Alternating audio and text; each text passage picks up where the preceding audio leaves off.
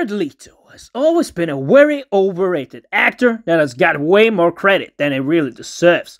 And while his role in Morbius may have dealt a final killing blow to his acting career, he has put in a lot of weak performances way before that movie came out. We start at the insanely boring movie Mr. Nobody, which is almost as dead boring as Blade Runner 2049, and it's one of those movies which may be one of the most overrated sci-fi movies in existence. But back to the point. Here you see Jared Leto as this old man that recounts his life. But of course, if you have seen the movie, you will know that nothing in this movie is real. It is just a simulation created by a 9-year-old, depending on the choices he makes.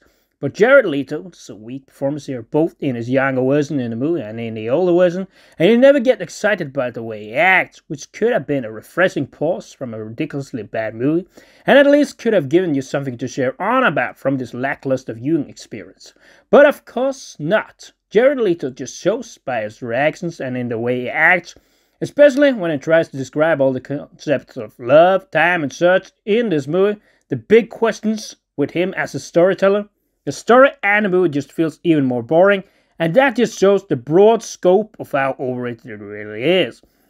With the movie Blade Runner 2049, you see only a more minor role from Jared Leto as well as the villain in that particular movie, where he delivers his long, tired monologue of replicants and how they are worthless beings that need to be sacrificed.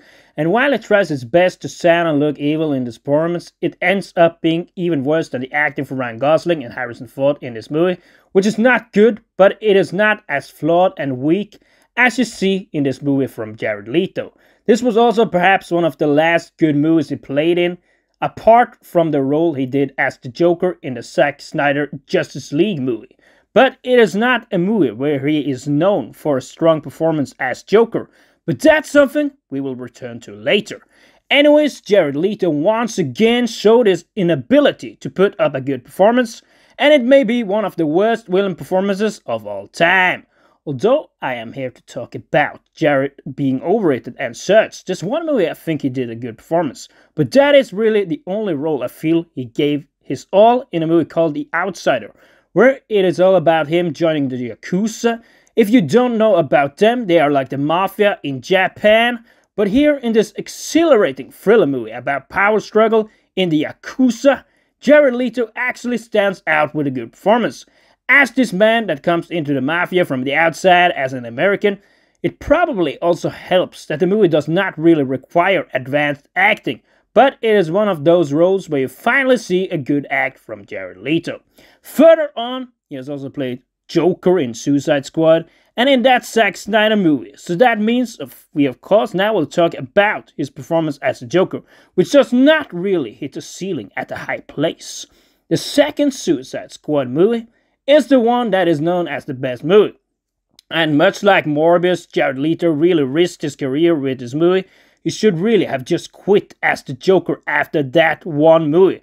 But he got lucky with Ben Affleck in the Snyder Cut. But of course, if he had done a solid performance in the Joker role, the rating would not have been that bad. As I of course said earlier, the reason why the Snyder Justice League movie is known is for the performance done by Ben Affleck as Batman and not from Jared Leto as the Joker. Based on the performance he did in Suicide Squad, he should not really be anywhere near this movie, as it perhaps is his weakest performance ever done by an actor as Joker.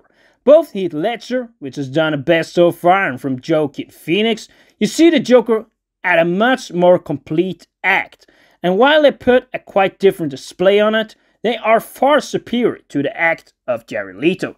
The latest movie he played in was a rather under-the-radar movie called Haunted Mansion, which I believe very few people have talked about.